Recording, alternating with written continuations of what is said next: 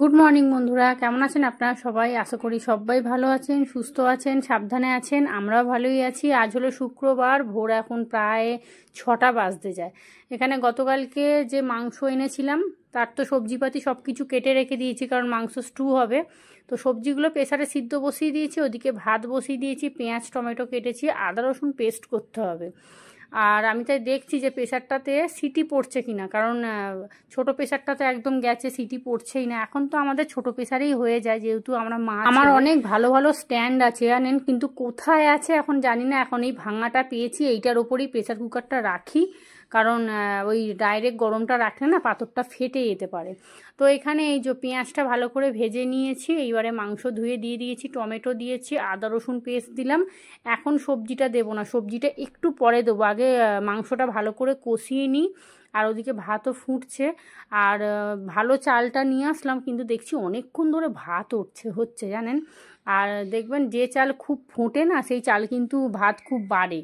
আমার মা বলে আর কি, যে যে দেখবি যে চাল অনেকক্ষণ ধরে ফোটে দেখবি ভাত অনেকটা হবে। তো সত্যি তাই অল্প একটু চাল নিয়েছি, দেখছি হাফ হাঁড়ি ভাত হয়ে গেছে। আরও কম চাল নিলে ভালো হতো। তিশান তো কম খাচ্ছে, আর আমি তো এখন খুবই, আমার মানে এখন খাওয়া পুরো অর্ধেক হয়ে গেছে। তবে খাওয়াটা এখন ঠিক করতে হবে।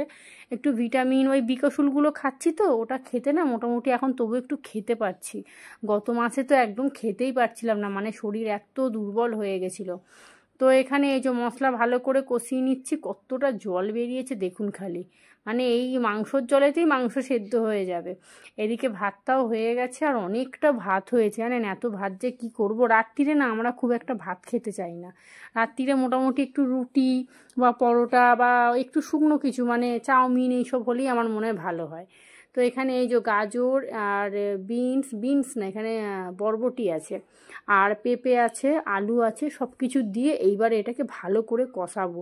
আর নাবাবার সময় কিন্তু দেবো একটুখানি বাটার, আর দেবো ধনেপাতা। ধনেপাতা এনেছি। তো তিশান আর আমি না ধনেপাতা খেতে খুব ভালোবাসি। আগে তো তন্ময়ের তো খেতে পছন্দ করতো না, সেই জন্য ধনেপাতা দিতাম, খুব কম দিতাম, কিন্তু এখন একটু বেশি করে দিই। তিশানও খুব ধনেপাতা ভালোবাসে। তো এখানে এই যে মাংসটা চলুন ভালো করে কষিয়ে নিয়ে তারপরে অনেকটা জল ঢালতে হবে। বড় করেই একেবারে মাংসটা করছি যাতে দুবেলার হয়ে যায়। আর রাত্রিরে কটা রুটি করব, ব্যাস তাহলেই হয়ে যাবে। সকালে একটু তরকারি রেখে দিলে না, ব্যাস রাত্রিরে 4টে কি 5টা রুটি করলে আমাদের মোটামুটি হয়ে যায়। আর স্টু তো আর মাংস হলে তো আমাদের দুবেলা মোটামুটি লাগবেই, কারণ তিশানের আবার ওবেলা একটু মাংস একটু আলু ঝোল হলে ব্যাস, ওর আর কিছু লাগে না। তো চলুন ওদিকে এবার চাটা বসিয়ে দেবো, রান্না করছি। আর বাসি কাজকর্ম কখন কি হবে জানি না। বাসি কাজ বলতে এখন তো ওইটুকু ঘর খালি মোছা আর বিছানাটা পরিষ্কার করা আর কি। আর আমাকে গত পরশুদিন বোধহয় এক বন্ধু কমেন্ট করেছিল, নাকি গতকাল বোধহয়, যে সুপ্রিয়া তোমার আগের ব্লগগুলো দেখছিলাম, কত ইয়ার্কি মজা করে কথা বলতে। সত্যি তাই জানেন, আগের দিনগুলো না আমি খুব মিস করি, মানে সবাই মিলে একসাথে থাকা, খাওয়া দাওয়া, কত আনন্দ। তো ওই বাড়িটা থেকে যখনই বেরিয়ে গেলাম না, তারপর থেকে এরকম ঘটনাগুলো ঘটে গেল। তো ঝড় অশান্তি হতো সবার, যেমন হয় আমারও হতো, কিন্তু এরকম ছাড়াছাড়ি ব্যাপারটা কোনো দিন হয়নি। আর এতটাই মানে লাস্ট পর্যায়ে চলে গেল না, লাস্টে আমি সিদ্ধান্ত নিলাম যে না, আর অশান্তি ঝগড়া আর ভালো লাগছে না। আর সেই কি বলুন তো, একসাথে থাকবো, তোমাকে পাত্তা দেব না, তোমাকে গুরুত্ব দেব না, তোমাকে মানে মানুষ বলে গণ্য করব না, ওরকম মানুষের সাথে থাকার থেকে না থাকা ভালো। তো চলুন, এখানে চা হয়ে গেছে, ভাতটা উবুর করে দিয়েছি, মাংসের ঝোলটা খানিকটা ফুটুক, নামাবার আগে ওই যে বললাম বাটার দেবো একটু বেশি করে। আর বাসন কোসনও সকালবেলা উঠে মেজেছি, রাত্রিরে তো মেজে রাখিনি, শুয়ে পড়েছি।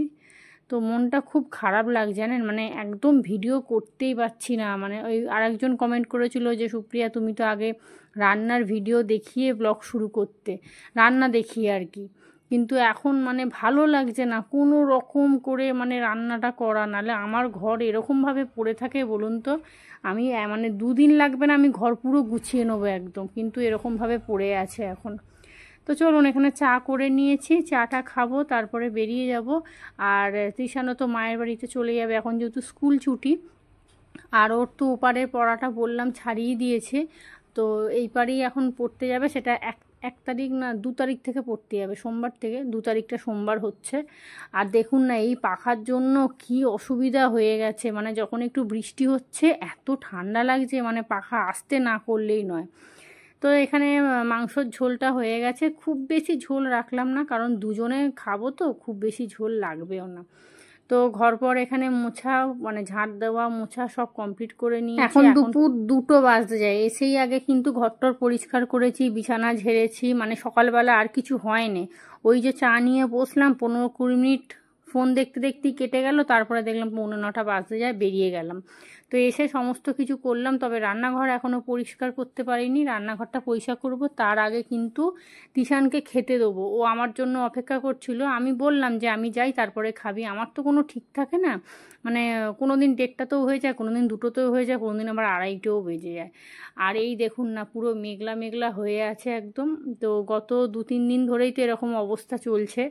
তো জানি না, আবার দেখুন না হুট করে গরম পড়ে যাবে। তবে আমি এই ব্লগটা দিচ্ছি মোটামুটি আজকে কী বার, আজকে সোমবার আজকে।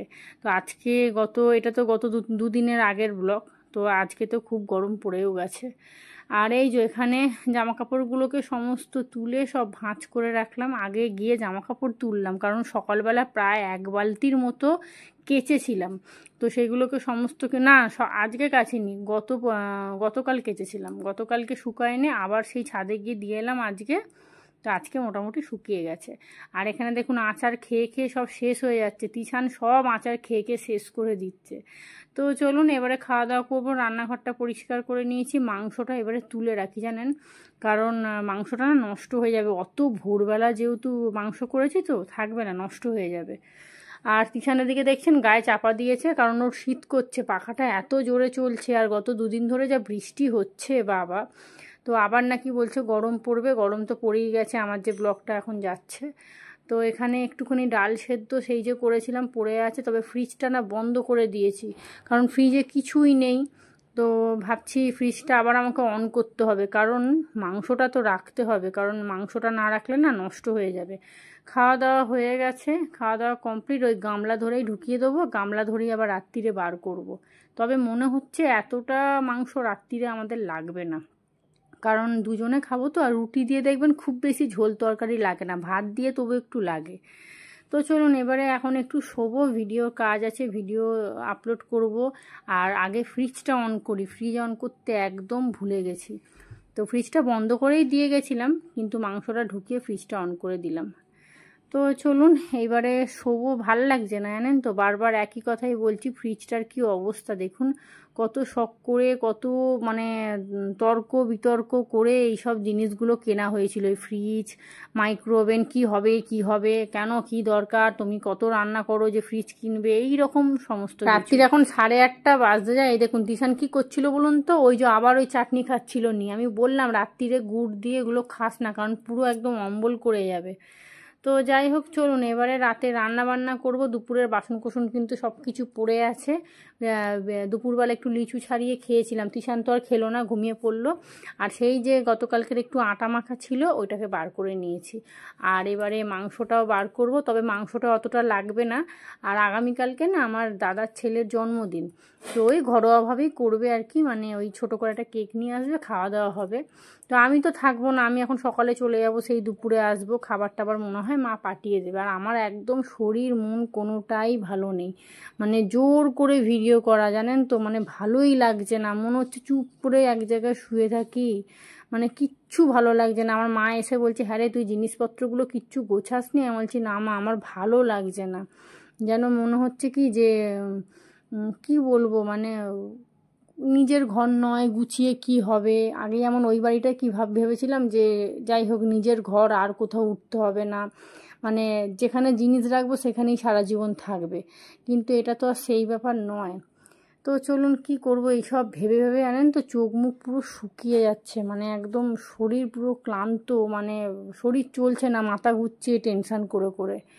তো সব কিছু যেন একসাথে ভগবান আমার থেকে নিয়ে নিয়েছে।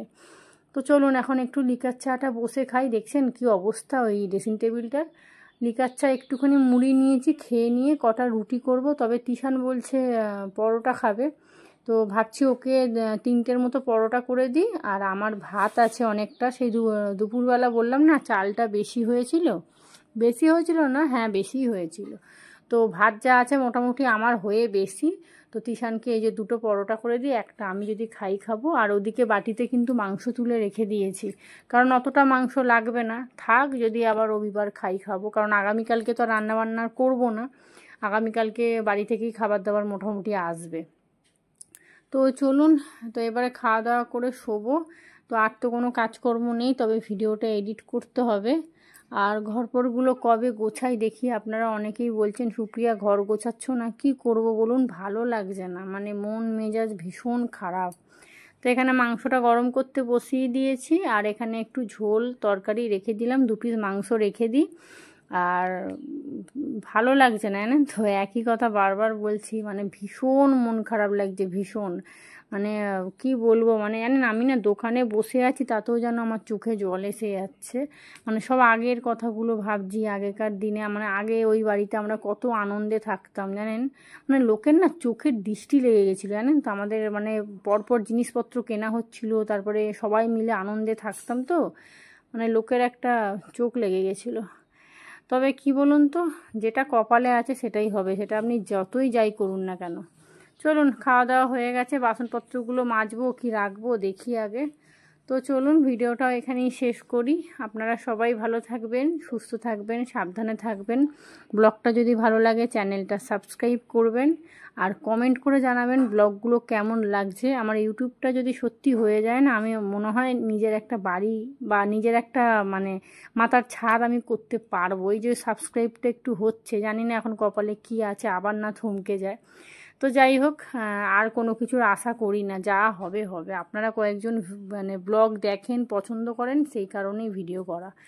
তো এই যে এখানে জানলা কপাট সব দিয়ে দিয়েছি, আর দেখুন ড্রেসিং টেবিলের কাঁচ লাগিয়েছি আমি আর তৃষান দুজনে মিলে ধরে, বাবা কি ভারী।